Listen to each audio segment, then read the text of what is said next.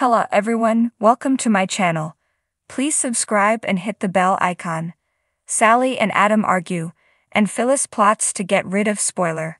All products and services featured are independently chosen by editors. However, Soaps.com may receive a commission on orders placed through its retail links, and the retailer may receive certain auditable data for accounting purposes. Phyllis runs into Faith in the park and she wants to make sure she doesn't hate her after the recent conversations about her past with her dad. Faith assures the redhead she doesn't hate her. Phyllis is relieved. There are two sides to every story, in this case, three. Faith tells her that her parents shared unflattering information about themselves that night as well. Phyllis says she thinks the world of her and respects her mom and the battles she's fought. She has amazing parents. Phyllis just wants them all to get along. Faith admits she already knew a lot of the messy history. Kids figure out a lot. Phyllis teases that she's funny, funnier than her dad. They laugh about his dad jokes. Faith confides that she asked her parents about their story because Moses broke up with her. Phyllis is understanding and tells her he must not have been the one for her. Faith says what hurts is knowing she wasn't the one for him. Phyllis thinks she's incredible. You're going to do very well. She's sure the right person will come along for her, and when they do, she'll know it. They'll be the lucky one. At Adam's place, Adam updates Sally on Connor. She's relieved at the good news. He asks if she's working from home. She says she is, noting she hopes to see him more. They embrace and then he tells her he took the job at Newman Media. Sally gawps. That's huge. I'm surprised it's not the first thing you said when you came through the door. Adam sighs that it's a lot more complicated than it sounds. He explains that he only took the job once Victor admitted he was going after Jack. Sally thought they'd reached a truce. Adam says everything went to hell when Jack became Nikki's sponsor. Sally realizes Victor wants Adam to be his pit bull so he doesn't have to get his hands dirty. Adam told his father he won't be a hired gun. If he doesn't take the job, it won't change the outcome. If anything, him being there might help Jack. He can control the narrative. Sally wishes him good luck with that. Sally recaps that Victor wants to use him to destroy his enemies. Adam argues that he made it a condition of taking the job that he wouldn't hurt Jack or his family. Sally insists this goes against everything he's been trying to do, trying to be. Adam feels he'll be there to head off Victor from his worst instincts. Sally learns Nick and Victoria already grilled him about what's going on. She's dismayed to hear that he lied to them and pretended not to know. Is this relationship with Victor the example he wants to set for his son? Adam doesn't. Sally knows the relationship he's tried to create with Connor and hates that he can't have it with his own father. Adam tells Sally that he is tough, so he will protect Jack if Victor goes too far.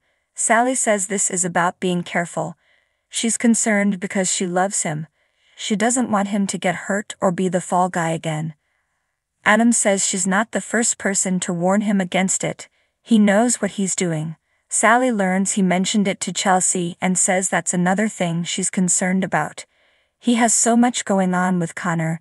Does he really have the energy to deal with Victor?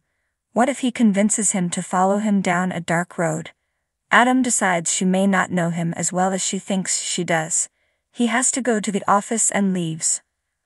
On the patio at Crimson Lights, Heather tells Daniel and Lucy it will be so nice to go and see her dad in Portugal.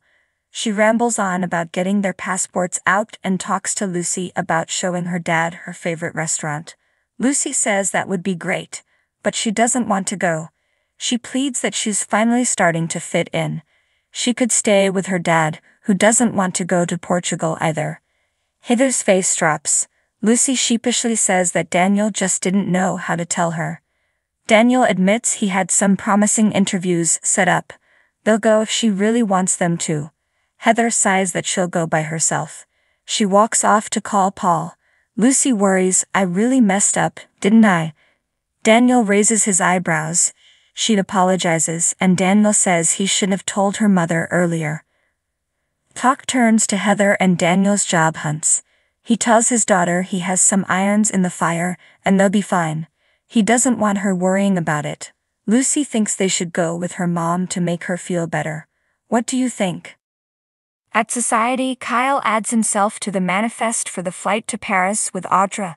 Summer appears and says, "A trip for two to Paris. You really have lost your mind, haven't you?"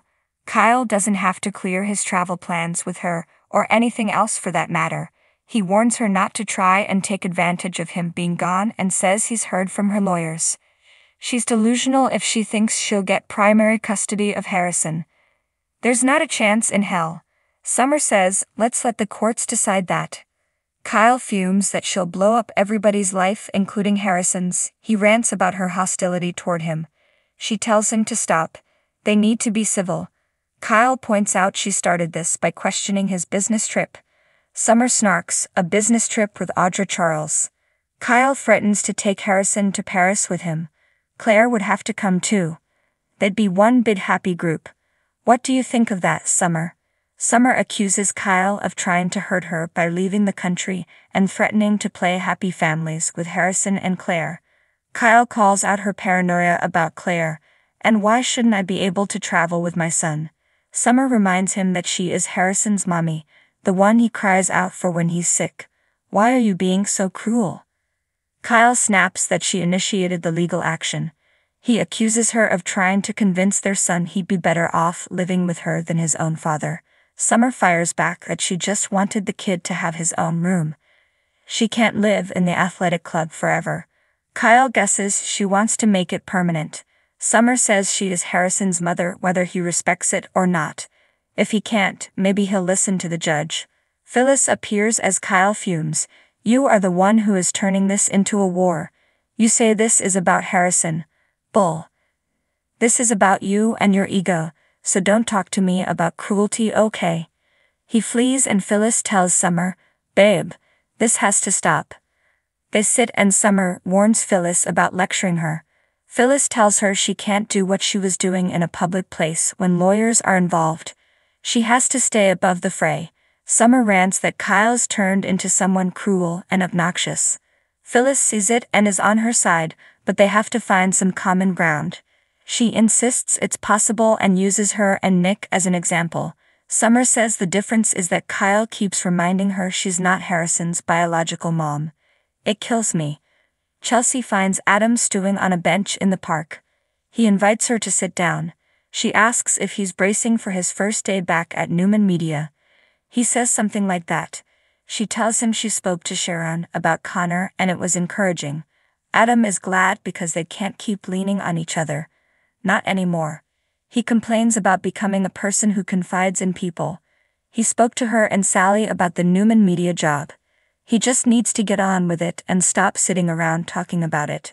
Chelsea thinks he's steamrolling ahead so he doesn't have to think about Connor or other things. Adam sighs, "You're probably right." She suggests therapy. Adam just wants to get through the day and parent, work, and live. It seems safer to put the blinders on and move on. Chelsea says, "Yes, but that doesn't mean it really is." Adam reminds Chelsea that just because she knows him well, doesn't mean it's her job to fix him. They banter a bit and Chelsea muses that maybe they know too much about each other. "Sorry if I've been butting in. I won't do that anymore."